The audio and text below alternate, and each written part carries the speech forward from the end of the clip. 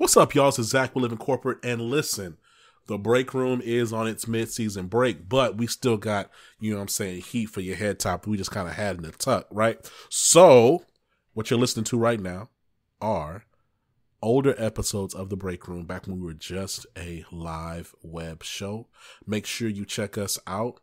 Share this with your friends. I don't know if there's any other podcast that has multiple Black psychologists and psychiatrists, all of them degreed and certified, talking about the implications of racism on Black folks at work, right? Like from a mental health, mental wellness perspective. I really want y'all to check it out. Excited that you're here. Like I said, make sure to tell somebody about it and enjoy this episode. Howdy, y'all. It's good to see y'all. Welcome back to Hey, the break room. Welcome back. Yeah, so Dr. Jide and myself, we are super glad that y'all are here. I'm Dr. Brian Dixon. I am a psychiatrist in the great state of Texas. I treat adults and kids and help people feel better. So that's my main gig, but I'm super pumped to be with y'all tonight. I'll kick it over to my co-host. Hey, everybody. It's me, Dr. Jide Bama-Shigbin. I'm an assistant professor of psychology at Cal State University, Long Beach. I'm a health psychologist. I do research on stress in families. And I'm a father myself and a husband, and we're really excited to be here today. So, we want to let you know, as always, some of us may be therapists, okay, but we're not your therapist, okay? So please do not mistake this for mental health advice, okay? We're here just to kind of talk and be open and authentic about being Black in the workplace. So, as always, we're going to get started with Dr. Dixon spilling the tea. Y'all, the tea is fascinating because it's all about money, money, money. Now, before we get there, I just put in the chat space our new email address. It's thebreakroom@living-corporate.com. And so we get a branded email because we are legit, y'all. We are real. So we want to hear from you. Please send us any messages or any notes, any questions that you may have. We're glad that y'all are here because we're going to be talking about accountability and allyship. But before we get there, the tea. So y'all, I don't know if y'all have heard, but our president that we, most of us have elected because y'all better had voted, because if you didn't, we going to have some problems. So our president is introducing a really big idea. So more money, less problems, y'all. So President Biden has basically proposed over $6 trillion worth of spending. So 1.9 million in the rescue plan, which some of y'all were able to get your STEMI checks. 2 trillion for infrastructure, where he's talking about water and air and affordable housing. And then I just heard about the American Families Plan, which is $1.8 trillion for subsidized healthcare and family leave and free community college for folks and universal pre-K. And so, y'all, that's a lot of money. So I don't know if y'all are watching the national budget, but I saw that and I thought, you know what? Are we? What is the gravity of spending all this money? So I was like, let me talk to Dr. Jide because I want to get your opinion. What are you thinking about all this money that's flying around? I love it. Okay, I'm a big fan. I love it. In fact, I want them to go even further. You know what I'm saying? The reality is we always have money for wars. Okay, we always have money to let billionaires skate off their fair share. Okay, so finally here we are talking about money to go towards actual Americans who have families, right? So to support children growing up, because we know that, and you know this very well as a psychiatrist, a lot of the problems that adults face, it's from childhood. Absolutely, yes. Right? Yes, adverse childhood events. I mean, poverty is a bad thing, y'all. It's a bad thing. So if we can actually address that, I'm with it. You know what I'm saying? Mm-hmm. Infrastructure, right? Like I'm right now, this, I'll tell everybody. I'm in Miami right now, visiting my parents for the first time in 2 years because of the coronavirus. I'm having a great time, right? Public transportation here really sucks. Mm-hmm. Same thing in Texas. Same thing in Texas. It really, really sucks, and we know that the environment is changing. Climate change is happening and it's real. If we can do anything to support greater infrastructure, more public transportation, more affordable public transportation that'll get people from more places A to B, I'm all for it. Amen. I'm all for it. So Rashada mentioned something in the comments about was there anything in there about student loans? So I didn't see anything about the student loan part. The answer is no. But that's what I mean when I said I want them to go further. That's exactly what. Thank you, Rashada, for asking that. That's exactly what I meant. Cancel these student loans, Joe. Yeah, preach. Well, so one of the parts that I like the most, because I'm petty and I'm pissed off, is that he wants to spend $80 billion. It's either million or billion on fixing the IRS. Now, I don't like the tax man, but I do like the tax man when he goes after rich people to pay their fair share. Because damn, I know I get hit with my taxes every year and it ain't pretty and I'm pissed off about it. And so I know millionaires who were getting stimmy checks. I ain't getting no stimmy check, right? I'm busting my ass. So yeah, I want him to find everybody who's evading taxes offshore and shit. I want him to tax the living shit out of all of them. All of them. Mm-hmm. Okay, so I'm with it. Once again, this is big. This is bold. It is progressive-ish. You know what I'm saying? Like, absolutely. I'm with it. So let's go for it. Obviously, I feel like you could talk to 10 people. They'll all want 10 more things, right? But this is a great start. Yep, I agree. And so y'all, as part of the break room, what we always do is we start with the tea. And the tea is something that's happened in the week that we just want to talk about. We always have a bigger topic that we want to get to. And the bigger topic that we're going to get to today is accountability and allyship. So first off, if you don't know what an ally is, you need to listen to the podcast from last week. So go on to the Live in Corporate website. Check out the podcast from Dr. Nikki and Dr. Lawanda last week because they knocked it out the park. As always. And we miss them dearly. And so, yeah, so check that out because this week is all about holding people accountable. How do you make sure that the people that you're around, that your white peers, colleagues, and family are being true to the game, that they are speaking up, especially and supporting Black folks. And so, part of our discussion today, first off, is always try to define what an ally is. So an ally, a diversity, equity, inclusion ally, is someone who's willing to take action in support of another person, especially a Black person, to remove those external barriers that keep that person from contributing their skills and talents, right? So everybody comes to the workplace and you bring your unique skills, your unique perspective, your unique outlook. We all have the right to be our true selves, our authentic selves at work. Yep. And so what we need is for white folks to step up and help let that happen. And so that ally has to do their own work, y'all. That's the key. They have to do their own work to find their own privilege and their biases and then actively work against it. And so one of the principles we want y'all to take away from today, because each podcast, each web show, we want to make sure that we sprinkle some nuggets of psychological knowledge in there, right? And the knowledge we want to impose upon y'all today is the bystander effect. So some of y'all probably know it as if an accident happens and there's a whole bunch of people around, everybody looks at the other one to figure out who's going to move first, right? Well, yeah.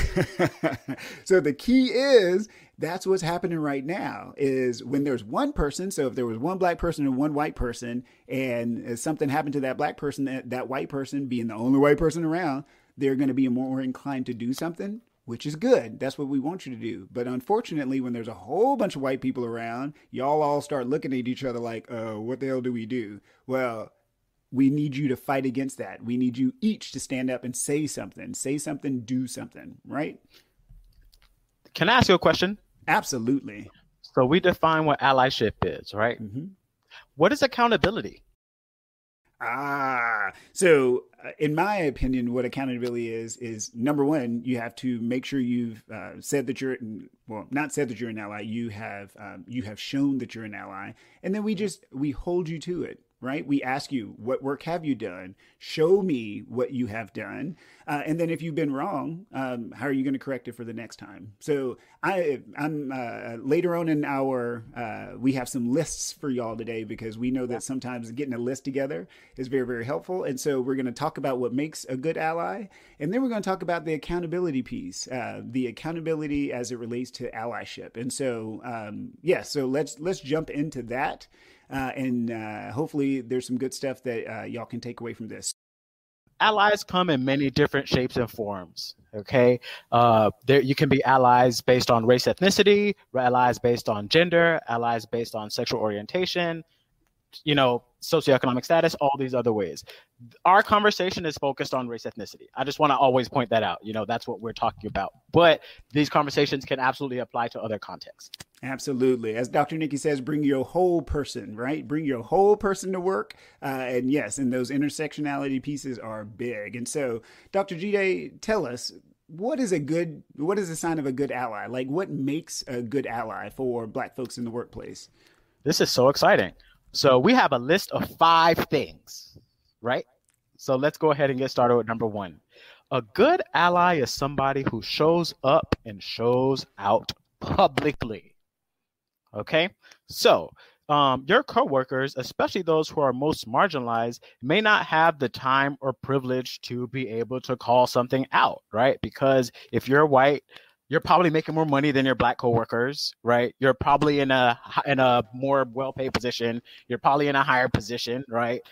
Such that if you hear some kind of insensitivity going on, you're probably at less risk of losing your job than your Black coworker. Right. So a good ally is somebody who shows up, who says, hold on, Mr. Wellington. Sorry, that was unacceptable. That was, sorry, that's my I was going to say, where'd you get that name? Rich white guy name. Yeah. That's my rich white guy name. Right. Mr. Wellington. Right. Hey, sorry. Could you tell me what that, could you tell me, could you say that again? I feel like that was a little offensive. Right. And they don't, and we talked about this before, they don't send you a message afterward, right? They don't knock on your door afterward and say, you were so brave for saying that, right? Nah, they're there from the beginning.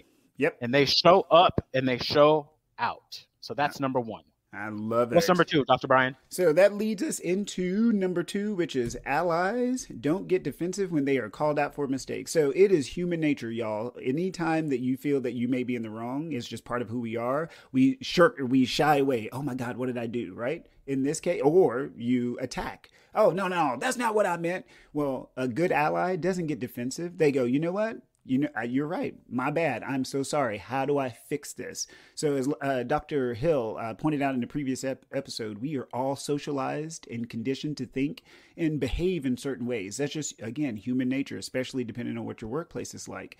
And so it's really, really important that an ally will speak up and say, hey, if I said something wrong, please show me where I was wrong so that I can do better for the next time, because it's always about growth and positivity, right? Just growth. And so we're trying to take some shit and turn it into something that's more meaningful and more helpful for people. So yes, a good ally always admits their mistakes. What about number 3, Dr. Number 3, allies are transparent. Right? They're very, very transparent in the workplace. Once again, we talked about this. If you're white in the workplace, you're probably making more money. You get promoted faster. All of these things, right? So a good ally is somebody who will talk to their coworker to let them know, hey, this is how much I'm making, right? So that way the coworker can know, oh, I'm getting paid X amount less. I need to be asking for more, right? The best kind of allies you can have are the ones who look out for you from Jump Street. So, maybe when you're applying for a job after you've got a job, wouldn't it be nice if you had somebody who already worked there to email you or call you up and say, hey, buddy, this is how much I got when I started. This is how much you should ask for. Absolutely. And y'all, it is a big, big deal for contract negotiations. So a whole bunch of my white colleagues use their own networks and they don't tell anybody, right? And as a result, us poor Black folks, we go in and we go, oh, wow, we got this great deal, and come to find out we didn't. So one personal example, and this is, I'll make a long story short, is there was a white female colleague doing the same exact job as me. Turns out, after we finished a year of working together, she was making $20,000 more than I was for the exact same job. 20,000, 20K? 20K. And I was like, what? Because I said, oh, well, this is how much I'm making. She goes, oh, I didn't, I refused to come here for less than $20,000 more. And I was like, holy shit. And she was like, yeah, you just have to advocate. Well, if I don't know how to advocate for myself, right? Because I don't know the words, but the white people do know the words, right? So yes, if you're going to be a good white ally, you have to start telling people, let us see those cards, right? So Whew, Lord, Yep. I'm getting my blood pressure up. Let me move on to number 4 before I say Number something four, I number regret. So a good ally demonstrates good allyship in various domains in their lives. And so this is super important. You can't come to work and be like, yeah, I support black people, and then go home and be like, oh, I support Donald Trump. You can't do that, y'all. Does not work. It does not work. It's disingenuous. It's not authentic. And like we said earlier, you got to bring your whole self to work, and that includes white folks. Bring your whole self to work. And if there's some glitches in your life, you need to fix the glitches, right? And Right. When your dad says something racist at dinner, do you say, "Dad, you can't say that," or do you just look down and say nothing? Absolutely. Yep. Good allies live their values, whether you're at work, whether you're at home, whether you're in the store and seeing folks acting a fucking fool with these the masks and screaming at black folks and Latinx folks. No, you have to speak up. You have to be present, right? You don't get to hide behind things. You have to speak up. Whew, again, I'm getting all kinds of like irritated. Yeah. Oh, Me too. Me too. Me Lord too. have mercy. We're good. We're good. We're good. Take a deep breath. Alrighty. Dr. Jide, what is number 5? Number 5, a good ally is somebody who's ready to put it all on the line. Okay. So later on, I'm going to give you an example of who I consider, and I think many people consider, the gold standard for a white ally. Okay. But a good ally is somebody who's able to say, you know what? This is my red line. I'm not going to allow you to treat this coworker this way. Right. And you're either going to change it or I'm going to do something. I'm going to leave. I'm going to strike with you. Right.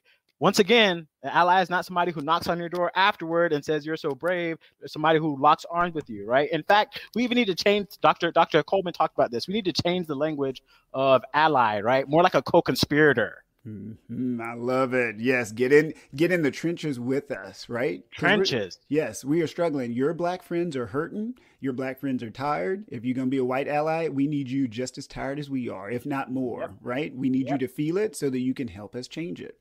You have the power. Absolutely. And so, so those are the 5 signs of being a really good ally. And so we're going to transition over into the do's and don'ts of allyship. And so one of the most important do's, so I'm going to cover the do's, and then Dr. Jide is going to bring us the don'ts because he's going to get crunk with y'all. So, so the do's of allyship. So number 1, vote. I know in Texas we have an election coming up on May 1st, 2021. In your state, pay attention to what's on the ballot box. Pay attention. We want you to vote at work. We want you to vote in your community, vote at church. We want you to vote. So a good ally, a good white ally, votes. Why? And they vote with our common interest in mind, right? And then when it comes to reparations, you better vote for that too. But that's a whole nother stuff. That's a whole other webcast for a whole nother day. So white folks have a powerful voice. We need you to speak up. We need you to include us in those conversations. And so that's one do of allyship that we need from you. Number 2, we need you to give credit where credit is due. So black folks in the workplace, they are some of the most creative folks on the planet because black people can make $1 out of 15 cents, right? They can stretch $1. They know how to get shit done. They get work done. They do what they need to do. And so we need our white allies to step up and give us credit. So when we come up with a new TPS report for Mr. Wellington, we want Mr. Wellington to speak up and be like, hey, you know what? Brian did that. Yeah, it wasn't me. That was all Brian. Give credit where credit is due, especially in the academic setting. Can I add something to that? Absolutely.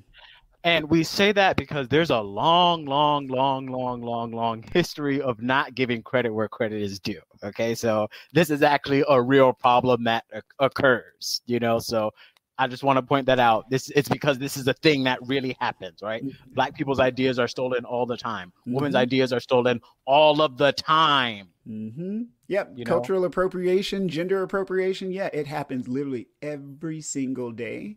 And it's on Kylie Jenner. Yeah. Yeah, it's a hot mess. Oh, bless her heart. I don't even know what to say. But yeah, so give credit where credit is due. So, and I think it was on TikTok seeing, who was the young lady with the dance, the renegade dance, and Most people didn't see it until it was on TikTok with the white girl dancing around. Right. And it turns out it was I think somebody Jalaya. Yeah. And I'm like, what in the world? Yeah. So give credit where credit is due. Yeah, you may be an influencer. Yeah, you may be an Instagrammer. You may be the boss. You may be the supervisor. When black folks do awesome things, make sure that you let other people know that the black folks did it. And then number 3 of the do's, educate yourself and those around you. Read, y'all. So you want to talk about race? That's an awesome book that I just finished. White Fragility. Read it. Anything about white toxicity? Listen to Dr. LaWanda Hill's podcasts and Instagrams, because she does a phenomenal job of educating you about white toxicity and gaslighting. You have to do the work, right? And that's just with race. That doesn't even include women's rights and studies, LGBT concerns, poverty, classism, casteism, Isabel Wilkerson's book. You have to do the work. So a good ally does the work so that you can speak intelligently and that you can support those black people around you, right? So there's no shortage of information out there for you to learn. None. Yeah. We have the internet. Preach. Google is your friend. Yep. And I know you have a smartphone, because everybody has a smartphone. So you can read on your phone. You can read while you're taking a shit. I'm telling you, you can do whatever you need to do to learn, so that you don't come up in here speaking nonsense. We want you to be as educated as possible. So those are the 3 do's that we want y'all to take away from our discussion tonight. Dr. Jide, what don't we want allies to do? So let's do the don'ts. Okay. So number 1, allies do not call themselves allies. Preach. Okay. Do not call yourself an ally. That is not a title that you can bestow upon yourself. Okay. That is for somebody else to say about you after a long period of you showing that you're an ally. Okay. So you don't get to claim it yourself. Well, I'm an ally to no. I get to call you an ally. Okay. Your indigenous coworker gets to call you an ally, right? Your LGBTQ coworker gets to call you an ally, right? You don't call yourself an ally. Okay. So that's a big don't, right? That's I'd probably say kind of a red flag, because it might be a little, I want the credit for marching with Dr. King, right? You got to be careful. You got to be careful. Don't call yourself an ally. Okay. Number 2, don't be an ass. Okay. Do not be an asshole. All right. Speak up, speak up for others, but don't speak over others. You know what I'm saying? So you don't have the right to tell black people about their experiences in this country. Okay. So even just recently, last night, a white journalist called Tim Scott, who we're going to talk about a little bit later, and Uncle Tom, and all the black people were like, record scratch, skirt. Yeah. No, never in your life. Never in your life. You do not get to use that language. You do not get to talk about black people in that way. Okay. So that's kind of being one of those, because listen, I can call him an Uncle Tom. Yep. Right. Dr. Exactly. Brian can call him an Uncle Tom. Yep. Right? And we do. We do. And we do. But you don't have that right. Okay. So that's an example of being an asshole. You don't have to be an asshole. Know your role, know your place. Preach. Okay? Number 3, respecting other people is not dependent upon you understanding them. Okay. Right. Other people's lived experiences, that should be enough. You don't have to understand issues related to trans folk. You don't really have to fully understand racism. Honestly, you can't. Correct. Right? Because you don't get followed around in stores. There are not bills every single day in the news targeted towards people like you not doing basic things, getting health care. You can't understand. Yep. Okay. But you tolerating, accepting, respecting, okay, people who look like us and other marginalized folks is not dependent upon you understanding. You just need to do it. Yeah. Okay. And if somebody says that offends me, you don't have to understand why. You just need to listen and understand that it did. Yeah. Walk with us. Just walk with us, y'all. Come on. You don't have to know everything. Just walk with us. Be with us in the moment. You do not have to know everything. Number 4, don't burn yourself out. Okay. So once again, we do expect allies to play their role, right? To do what they have to do. And supporting marginalized groups. Okay. But once again, you cannot fill from an empty cup. Okay. Know your place, know your role, support in the ways that you can. As something Dr. Brian said earlier, I'm going to butcher this, but essentially play to your strengths. You know what I'm saying? Do the things you're good at. Don't do the things you're not good at. Right? If your form of supporting Black folk is in graduate school as a mentor, revising statements of purpose and writing letters of recommendation, do that and do that well. Okay. Don't think that you're an organizer now. Right. And don't try to get into that lane because you will burn yourself out. Right. Stay in your lane. Did I get that right, Dr. Brian? You totally got it right. So one of the Black owned businesses that I always love to promote is something called the NAP Ministry. And she talks about rest is resistance. Right. So we're always talking about, Black folks, let's eat right, let's exercise, let's get our sleep. This goes for our white allies as well, because this is a hard fight. It is a hard fight. Racism is trauma. It is trauma, and it is everywhere. And so we need our white allies as rested and educated as we are. So yeah, don't try to do all and be all. Walk with us, and don't be an asshole. I can't stress that enough. And it's a hard fight and a long fight. And a never-ending fight. Absolutely. This has been a fight that's been going on, right? So don't think you're gonna solve it in a day, right? Because you read a book, Don't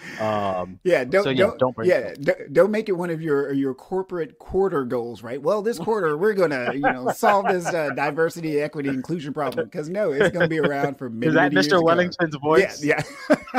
That is Mr. Wellington's voice. That is indeed correct. Yeah.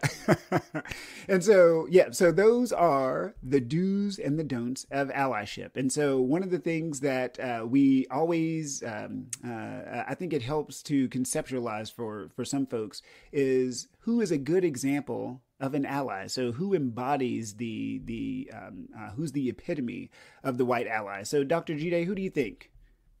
So to me, okay, the gold standard for an ally is Mr. John Brown.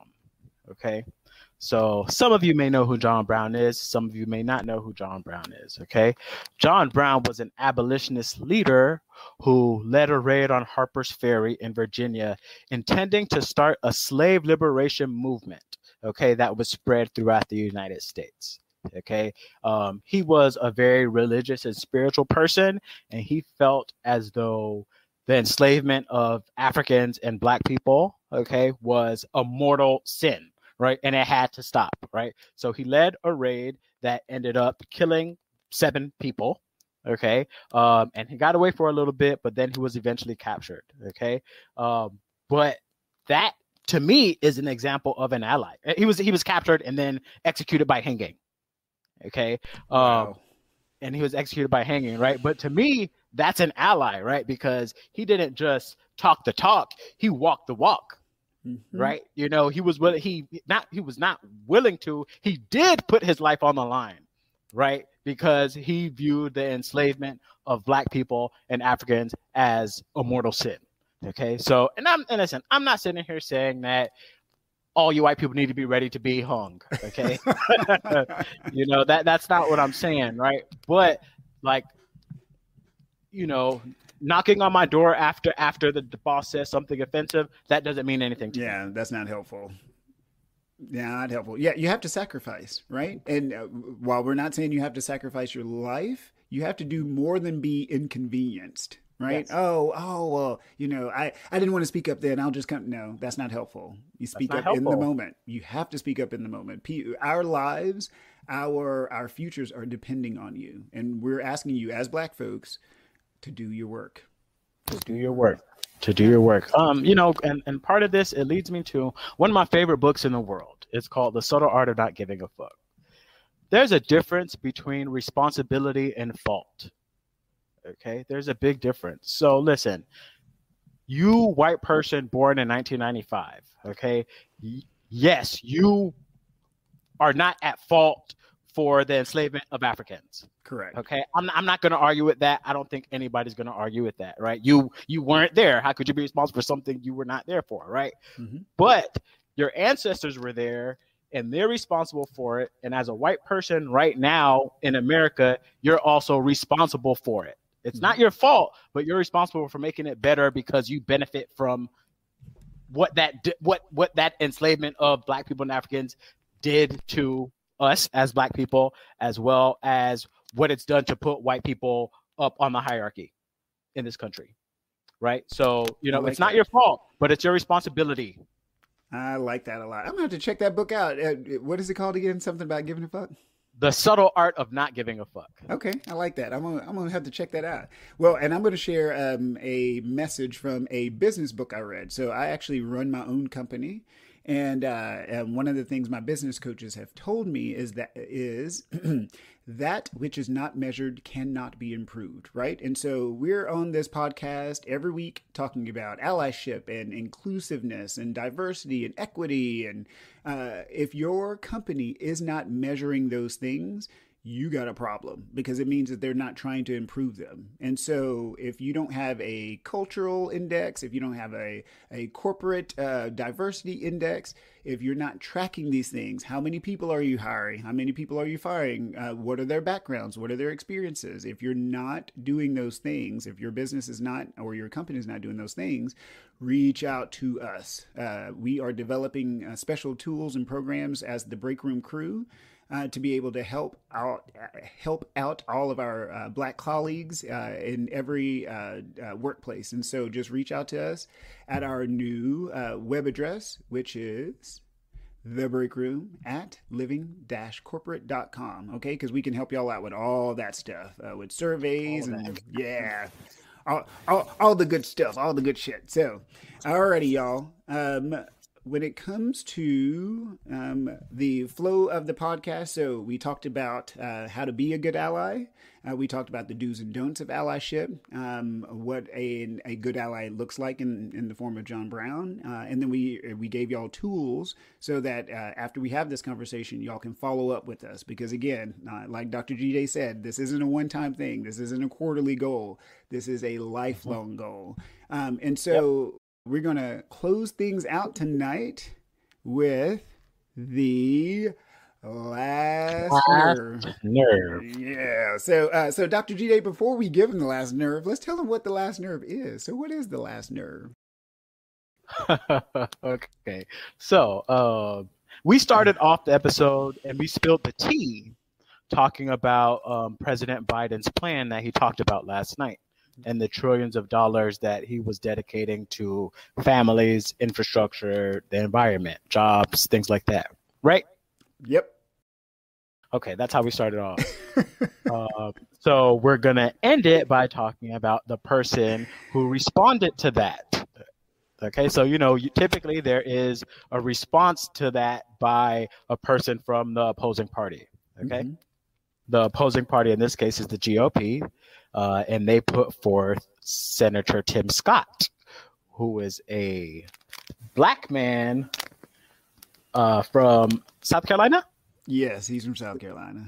Mm-hmm. Yeah, and I wouldn't even say Black man. I would say he's a man with some extra melanin, and and that's as good as it gets, because that was some bullshit. They can't see my air quotes, but there were air quotes around Black man. Mm-hmm. Okay. And he put forth his response last night, and it was, for lack of a better term, coonery. I know you're going to bring out the coon. Okay, yeah. I don't know what other way to describe it. What would you describe it as? Bullshit. It was just absolute, pure, utter bullshit. Oh, this isn't a racist country, and then goes on to describe how he was a victim of racism. Multiple examples. Yeah, hypocrisy and bullshit. Yeah, it hurt my feelings, honestly. And he allowed himself to be used as a tool for the mostly white GOP. Mm-hmm. Right? They allowed him to put the blackface on, right, as a shield for racism, right? Like, oh, well, look, we have a Black senator. He did it. You can't call us racist. That's not how that works. Not at all. And to me, especially because we're busting our ass, we're doing podcasts, we're doing speeches, we're going out, we're doing surveys, we're doing research, we are tweeting, we're doing all this stuff, and we work our ass off. Most of us working 2 and 3 jobs, and here this joker is sitting up here talking some nonsense and some bullshit, And now we have to go and undo things because now our hopeful white allies are like, wait a minute. So this black guy is on TV saying that this isn't a problem. And now we just get set back 2 more weeks or 3 more weeks where we have to spend all this damn time teaching them all over again. Right. Where's the dignity? None. Yeah.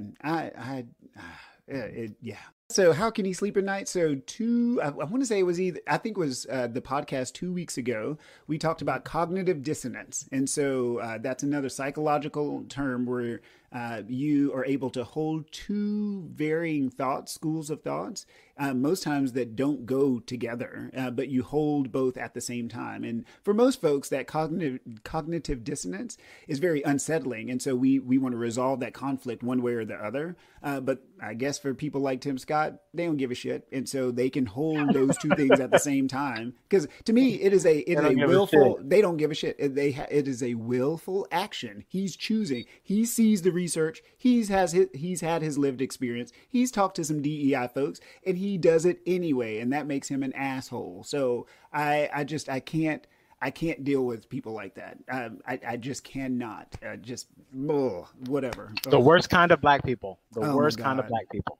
Anytime people make more work for me, I take personal offense. And what he did last night on national TV makes more work for me. So I take personal offense. Offense. Whew. Yep. Woosah. We're not him. Exactly. Align your chakras, gather your chi. So, y'all, we really appreciate y'all hanging out with us tonight on The Break Room as we were talking about accountability and allyship. We hope that y'all learned some stuff and came away with some tangible, some concrete examples of how to be a good ally. If you're black and listening to this, share this with your white friends. If you're white and listening to this, go do your work. Do better. It's been a pleasure. I'm Dr. Brian Dixon and Dr. Jide, Shapin. Nice to see you all. Yes, see you next time. Yes, we will see y'all next week. Have a good one.